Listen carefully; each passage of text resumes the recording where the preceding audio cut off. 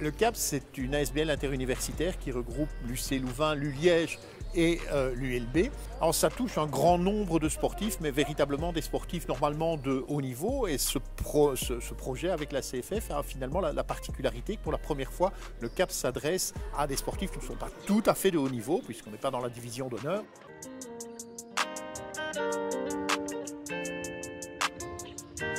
On a commencé par se faire mesurer la masse graisseuse, nos mensurations, notre poids, notre taille. Ensuite, on a testé la force de nos ischios, de nos chevilles et on a parlé de nos antécédents de blessures, juste pour qu'ils aient un petit dossier médical sur nous.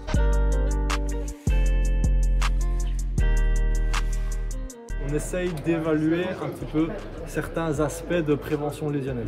Donc on sait que les arbitres, ils sont sujets à certaines lésions. Nous, on a déterminé, en vue de la littérature scientifique qui existe là-dessus, quelles sont les lésions les plus fréquentes.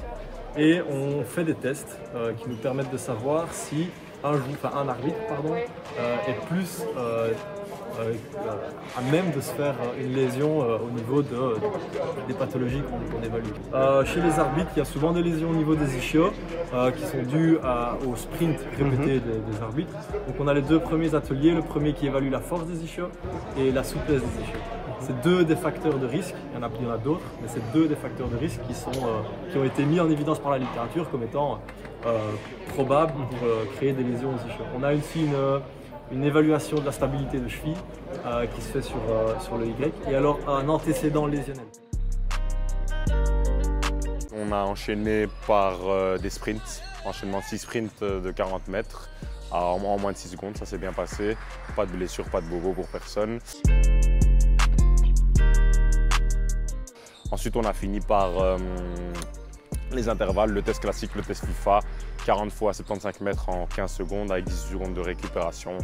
Pour moi, c'était tranquille. Ça s'est bien passé pour tout le monde aussi, donc voilà.